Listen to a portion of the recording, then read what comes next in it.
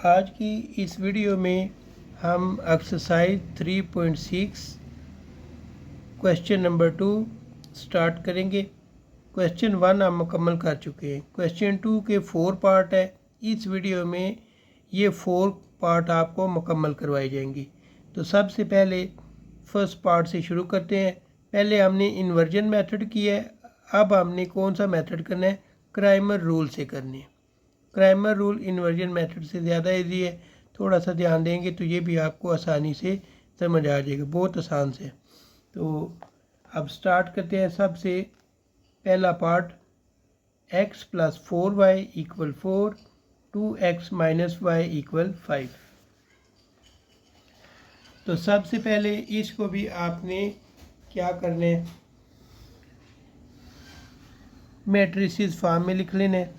x की जगह कुछ भी नहीं लिखा हुआ तो हम 1 लिख लेंगे, y की जगह हम लिख लेंगे 4, फिर x की जगह x के साथ 2 है तो 2 लिख लेंगे, y के साथ कुछ भी नहीं है तो -1 लिख देंगे, x और y साथ ऐसे ही आ जाएगा, और 4 और 5 ये भी इसी तरह हम लिख लेंगे। जैसे पीछे हमने नाम दिया था a, x और b, इसी तरीके से इसमें भी आपने नाम दे देना है। तो इसमें सबसे पहले आपने क्या करना है? a डिटर्मिनेंट मालूम करना है। a डिटर्मिनेंट के लिए 1 को मल्टीप्लाई करना है -1 से, सेंटर में लगाएंगे माइनस, 2 को मल्टीप्लाई करेंगे 4 के साथ, तो 1 1 ज़ा -1, सेंटर में -2, 4 ज़ा 8, तो -1 और -8 -9 आ जाएगा। अब हमने क्या करना है? क्राइमर रूल इस्तेमाल करना है। तो क्राइमर रूल के लिए सबसे पहले x की वैल्यू निकालनी है, ax की। तो ax के लिए आपने क्या करना है? जो x फर्स्ट नंबर पे है वहाँ पे आपने b की वैल्यू लिखनी है। ये x था ना, x की वैल्यू 1 और 2 थी। अब इसकी जगह पे आपने क्या करना है? b की वैल्यू लिखनी है, 4 और 5। ये हमने b की वैल्यू लिख ली। बाकी जो y की वैल्यू थी 4 और -1, ये आपने इसी तरह लिख लेनी है। अब आपने इनको मल्टीप्लाई करना है। 4 को 1 से मल्टीप्लाई करेंगे, 4 मल्टीप्लाई -1, 4 मल्टीप्लाई -1,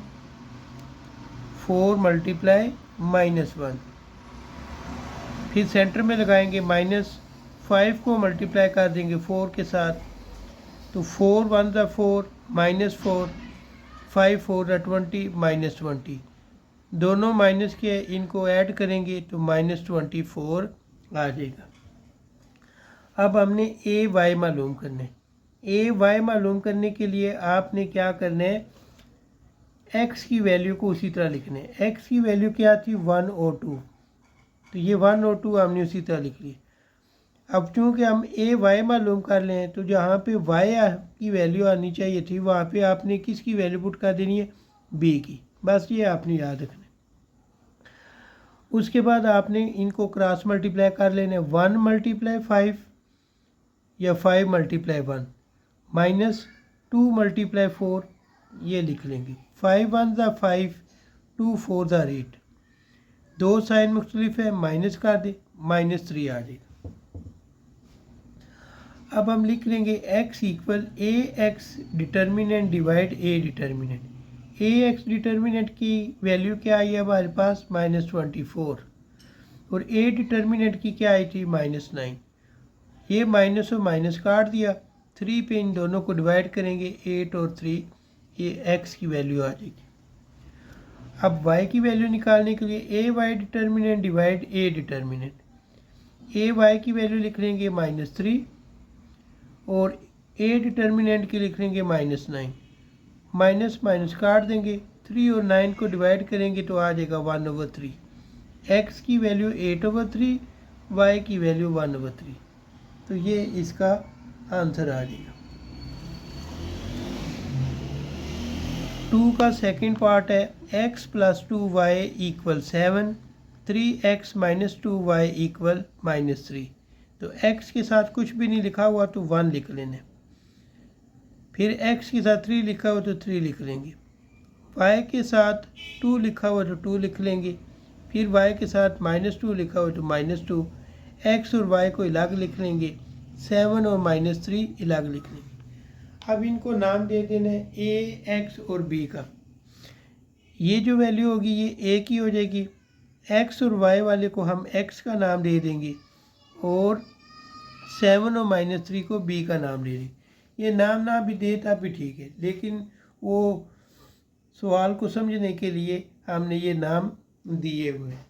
तो अब आपने क्या करना है, ए डिटर्मिनेंट लेना है। ए डिटर्मिनेंट के लिए 1 को मल्टीप्लाई कर देंगे -2 के साथ, 1 मल्टीप्लाई -2, -3 को मल्टीप्लाई कर देना है 2 के साथ, 1 2 ज़ा -2, 3 2 ज़ा -6, दोनों माइनस किए हैं तो -8 आ जाएगा। अब आपने मालूम करना है ए एक्स मालूम करने के लिए आपने जहाँ पे x आया है वहाँ पे b की वैल्यू पुट करनी है। b की वैल्यू क्या है, 7 और -3, और y की वैल्यू इसी तरह लिख लेंगे 2 और -2। अब 7 को 2 से मल्टीप्लाई करेंगे, 7 2 ज़ा -14, सेंटर में माइनस आएगा, 3 2 ज़ा 6, -6, -14 माइनस और माइनस प्लस हो जाएगा, +6, दोनों को माइनस करेंगे तो -8 आ जाएगा। 14 बड़ा है, इसके साथ माइनस है तो माइनस लिखें। x equal A x determinant divide A determinant. A x की वैल्यू है -8 और ए डिटर्मिनेंट की वैल्यू है -8। तो आपने क्या करना है, माइनस और माइनस काट देना है, 8 और 8 कैंसिल, x की वैल्यू आ जाएगी 1। अब आपने y की वैल्यू मालूम करनी है। y की वैल्यू मालूम करने के लिए ए वाई लिखते हुए x की वैल्यू आपने उसी तरह लिखनी है 1 और 3, और जहाँ पे y आ रहा है वहाँ पे b की वैल्यू पुट कर देनी। b की वैल्यू है 7 और -3, 1 3 ज़ा -3, सेंटर में आ जाएगा -3, 7 ज़ा 21, -21, -3 और -21 दोनों को हम ऐड करेंगे तो आ जाएगा हमारे पास -24। अब y की लिए फार्मूला लिखेंगे, A y determinant divide A determinant. A y की वैल्यू थी -24 और ए डिटर्मिनेंट की थी -8, माइनस माइनस काट दिया, 8 के टेबल से इसको डिवाइड करेंगे तो y की वैल्यू आपके पास आ जाएगी 3।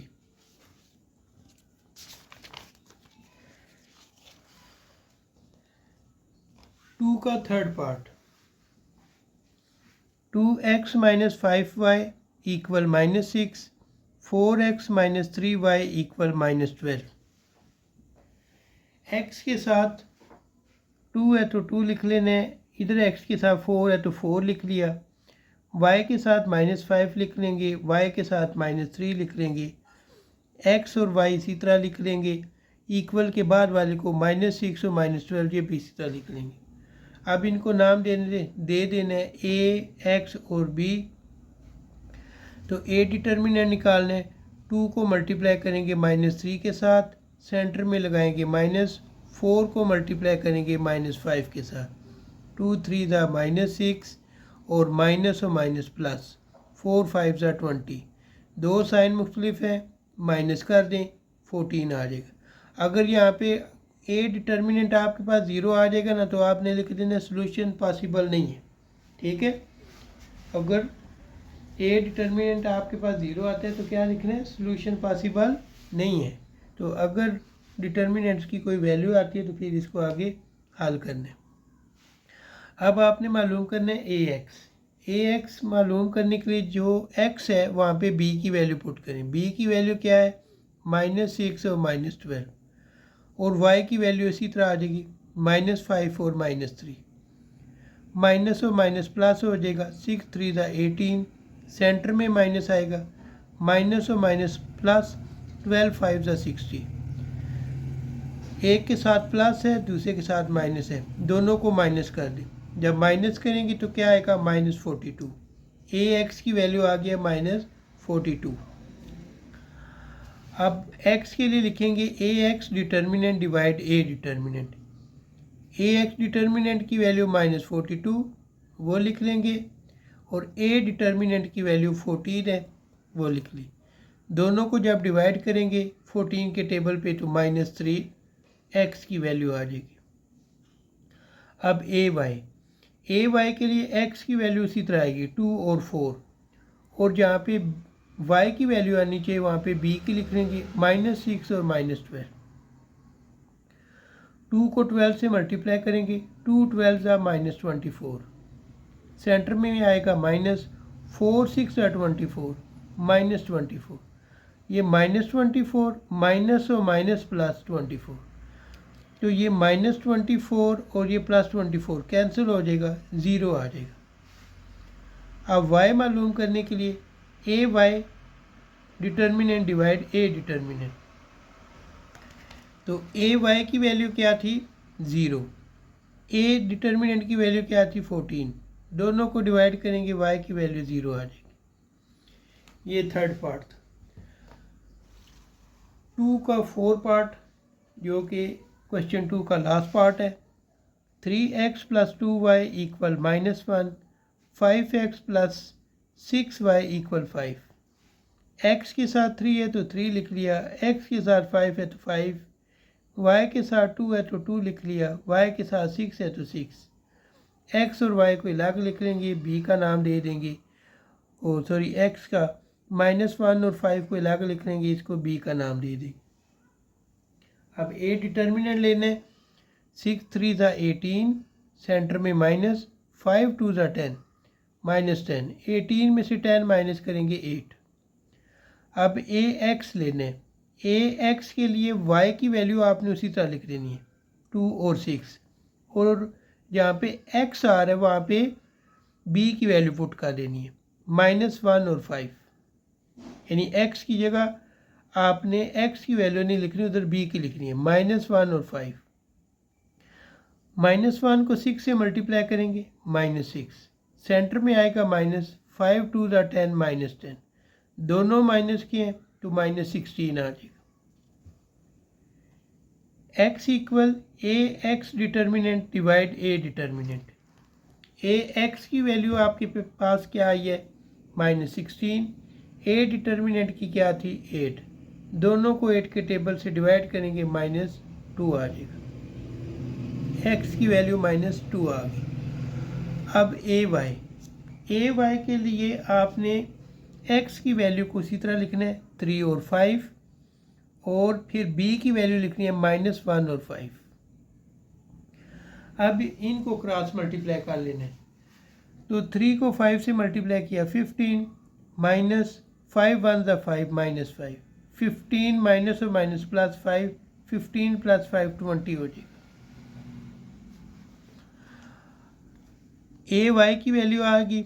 अब y मालूम करने के लिए फार्मूला इस्तेमाल करेंगे, y = ए वाई डिटर्मिनेंट और ए डिटर्मिनेंट। ए वाई की वैल्यू क्या है 20, ए डिटर्मिनेंट क्या है 8, दोनों को डिवाइड करेंगे 4 के टेबल पे तो 5/2 आ जाएगा। तो यूँ x की वैल्यू -2 आ जाएगी और y की वैल्यू क्या आएगी 5/2।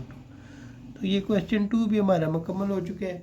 अगर वीडियो पसंद आई है तो इसको लाइक कर दें, शेयर कर दें, और मेरे चैनल को अभी तक आपने सब्सक्राइब नहीं किया तो सब्सक्राइब कर दें, बेल आइकन को प्रेस कर दें ताकि हर नई आने वाली वीडियो का आपको नोटिफिकेशन मिलता रहे। मुझे दे इजाज़त, अल्लाह हाफिज़।